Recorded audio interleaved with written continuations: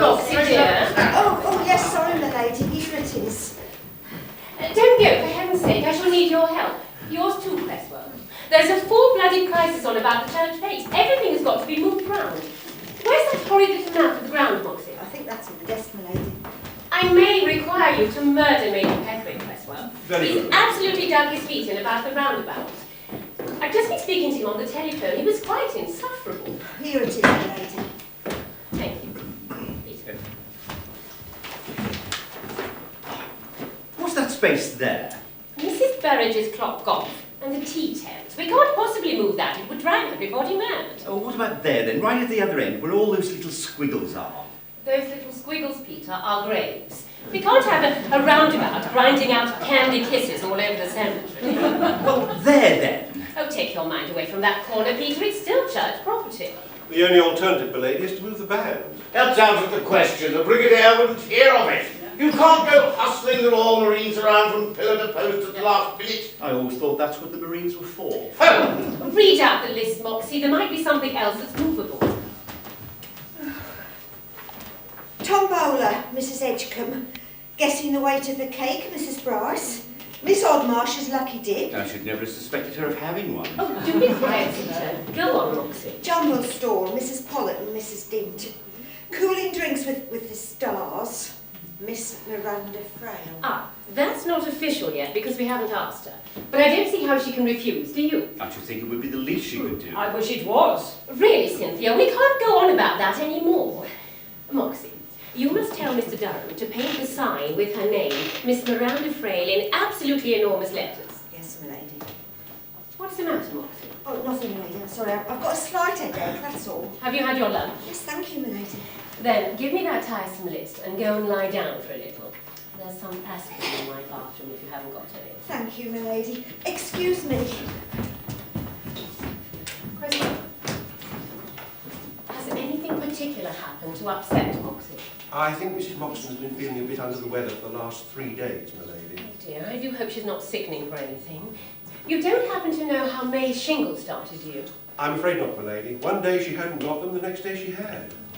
I wonder if we should send for Dr. Partridge. Oh, I think not. I believe Mrs. Moxon's disorder is emotional rather than physical. Emotional? But I believe the unexpected news of his lordship's betrothal came as a great shock to her. Came as a great shock to all of us. Has she discussed it with you, Cresswell?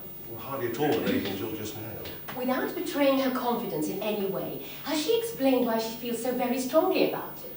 Well, I think it's the social aspect of the situation which is upsetting her more than anything, my lady. You mean she considers my son to be marrying beneath him? That is so. I've tried to reason with her to coax her into a more tolerant frame of mind, but like Major Petherick in the roundabout, she just dug her feet in. Thank you, Cresswell. Will that be all for the moment, my lady? Except for the roundabouts, yes. Yes. Do you think Nigel will want you to leave the hall?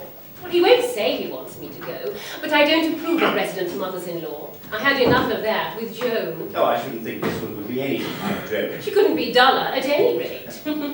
Well, Joan may have been dull, but she was at least a lady. Really, Cynthia? You know perfectly well what I mean. Yes, I do know what you mean.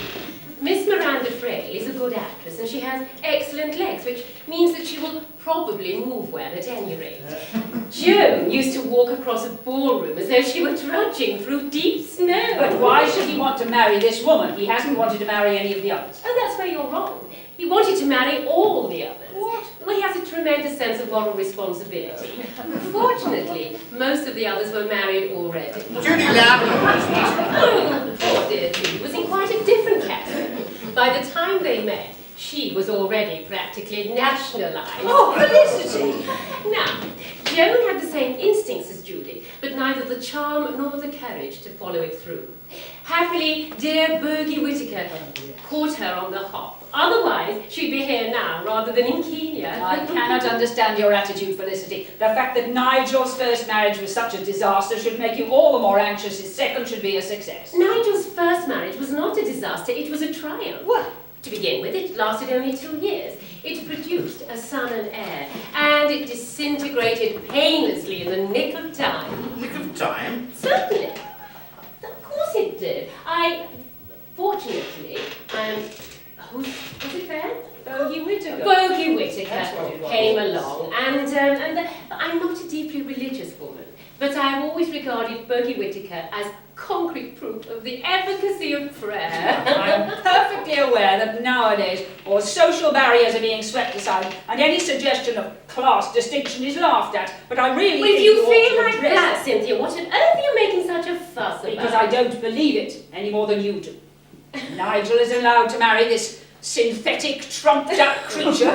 It'll be yet another nail in all our coffins. Really, Cynthia, you must not let your righteous indignation play such hell with your syntax. No, it's no good trying to discuss anything seriously with you. You're quite hopeless, Felicity. Cynthia, do take Cynthia home, John. She's getting rather hoarse from barking up the wrong tree. I'm merely saying what I think. Well, don't, dear. It's so exhausting. Well, John agrees with me at any rate, don't you, John? Well, of course, yes. You know, I think we all ought to get our heads together while there's still time. Oh, like the Andrews sisters. I can't help feeling that Nigel must have been tricked into this engagement in some way. After all, he's no fool. John, dear, he is. He's my own son, and I ought to know. Oh, I must admit, Nigel's always been fairly idiotic when it comes to women. But there must be something nice about her for him to have fallen in love with her in the first place. Oh, come on, John. It's 3:30. You've got old Renshaw coming at 4.